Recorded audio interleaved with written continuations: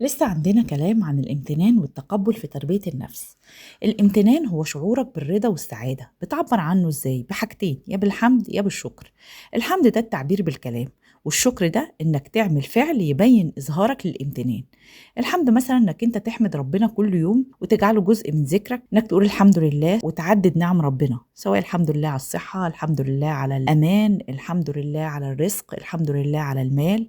الحمد كمان بيشمل انك انت ممكن تشكر شخص على خدمة قدمها ليك، زي مثلا انك تقول لماما تسلم ايدك على الاكل الجميل ده، او انك انت مثلا تشكر حد قدم لك خدمة تقول له جزاك الله خيرا.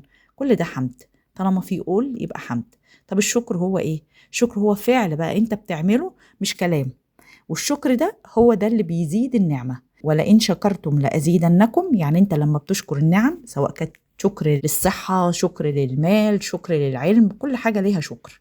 طيب المال مثلا بشكر ربنا بيه ازاي؟ انك انت ربنا لما بيديك مال بتنفق بيه كما امرك الله على من انت مسؤول عنهم. يعني اكرامك لاهل بيتك واغداقك عليهم ده شكر لله على ان هو اكرمك بالمال. واخراجك للصدقة للناس انت مش مسؤول عنهم، فده برضو نوع من انواع الشكر لله. طب العلم، انت لو عندك علم بتشتغل بيه فده رزق ونعمة. طيب ازاي بشكر ربنا على العلم؟ انك تعلم غيرك. لو انت طبيب كبير مثلا وعندك مساعدين، علمهم اصول المهنة، اسرار المهنة، التركات الصغيرة عشان يستفيد ويكبر وهو كمان يبقى طبيب شاطر. مفروض ان هو يطلع من تحت ايدك شاطر، مش يقعد يتعلم ويجرب في الناس، لانك هتكون دربته وفهمته علشان ما يقعش في اخطاء انت وقعت فيها، يعني خبرتك هتفيده. ولو انت أسطى سباك، علم صبيانك أسرار المهنة ازاي يتقنوها، كبرهم وفهمهم. خد غيرهم، كان زمان المعلم بيبقى ليه صبيان كتير بيعلم كذا حد. وده نوع من أنواع شكر النعمة، إنك تنقل علمك لغيرك.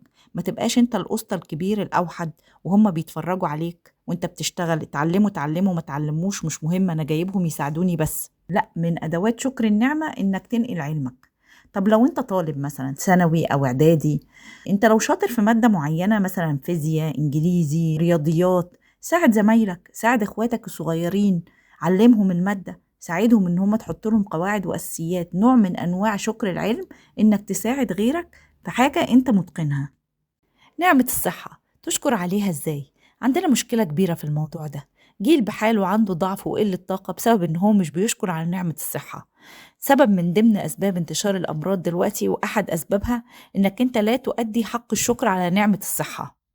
فحضرتك مش مفروض تخدم نفسك بس، إنما تخدم اللي حواليك القريبين منك، بابا ماما زوجتك أولادك إخواتك. تقوم تساعد ماما في الحاجات اللي صعبة عليها. دلوقتي ماما ممكن تطلب منك تروق أوضتك بس، ويا ريتك بتعمل كده كمان. بس انت مش مفروض تخدم نفسك بس، لا، انت مفروض كمان تخدم اللي حواليك، لانك انت كده بتأدي نعمة الشكر. يعني انت مثلا لو رحت جبت طلبات البيت، انت كده بتعمل خدمة لأهلك ولنفسك، ما انت هتجيب الطلبات الخاصة بيك برضو. لو انت بتنظف البيت، ما هو ده بيتك برضو، انت بتخدم اهلك وبتخدم نفسك. فانت ارجوه خليك حريص انك انت تعمل شكر وامتنان على كل نعمة في حياتك حس بيها.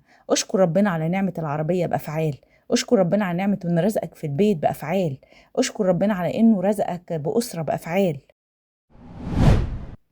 السيارة مش الغرض منها انك تأدي مشاويرك بيها وبس، لا، انفع بيها غيرك.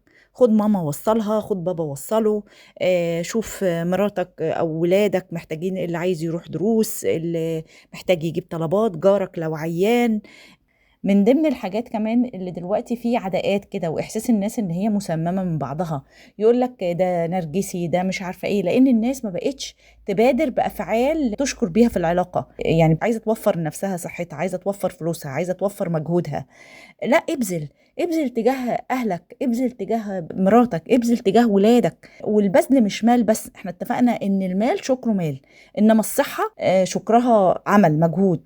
العلم شكره انك انت تعلم غيرك. الافعال هي الشكر. ولئن شكرتم لأزيدنكم في كل شيء، في كل شيء وفي كل نعمة انت حاسس بيها ان ربنا عطاها لك وانعم بيها عليك. فالامتنان ضروري جدا في حياتنا. أرجوكوا فعلوا الامتنان ده وهتلاقوا حياتكم اتغيرت كتير كتير كتير كتير.